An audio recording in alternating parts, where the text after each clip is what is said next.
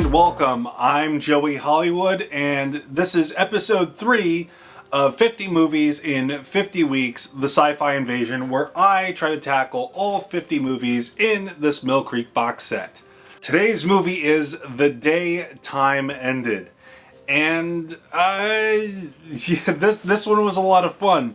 Let's start off with a brief synopsis of what this movie is about. A family moves into a house that I believe is owned by their grandparents, and when they get there, the house is it's just wrecked, and they start to figure out that there are alien encounters going on in this area, and time travel plays a factor in it. Specifically, the third act of this movie is just time travel shenanigans.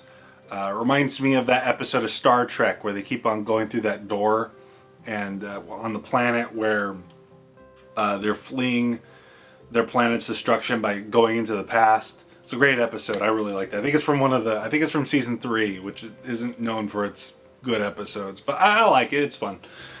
But speaking of Star Trek, this movie opens up with like the most awful narration I think I've ever heard. It's one of those things where they're talking and you can tell the writer thought this sounded really clever, that this sounded really deep, but what ultimately is being said means absolutely nothing. It reminds me a lot of Star Trek Discovery dialogue when, Michael Burnham goes on those long diatribes about hope or the Federation, and really they're saying nothing. It just sounds poetic, but it doesn't mean anything. That's what this reminds me of. The opening narration anyways.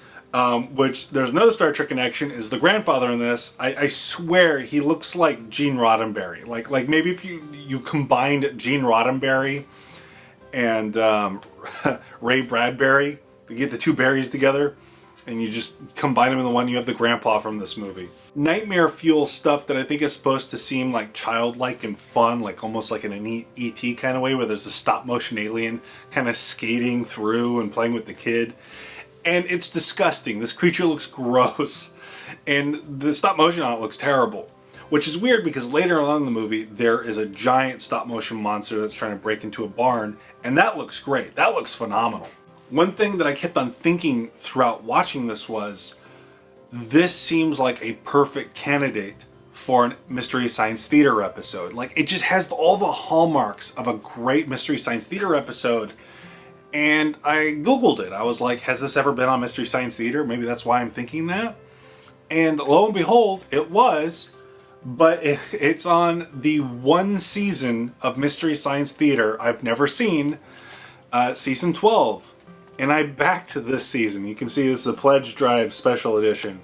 I backed this season and I never watched it. Partly because I didn't really like season 11. I'll give this a watch eventually. But I think it's so funny that, like, I'm so familiar with Mystery Science Theater that I can see a movie I've never seen before and go, this seems like a Mystery Science Theater episode. And lo and behold, it was. And I never even seen it before. So, I don't know. I thought that was fun. What else is to be said? There's a really cheap overlay animation for anytime the aliens do something in this. It's like there's like a green glow around it. And sometimes they even use just green lights. And it's a charming little effect. This is not a movie I would ever watch again unless that Mystery Science Theater episode is awesome. I don't think I will watch this one again. At least without Mystery Science Theater involvement. But yeah, that's it for now. Have you seen this movie? Did you like it? Have you seen the Mystery Science Theater episode? Should I hop on it and watch it? Let me know. And I'll see you next time. Thank you for watching. I'm Joey Hollywood. Remember, please be kind and rewind.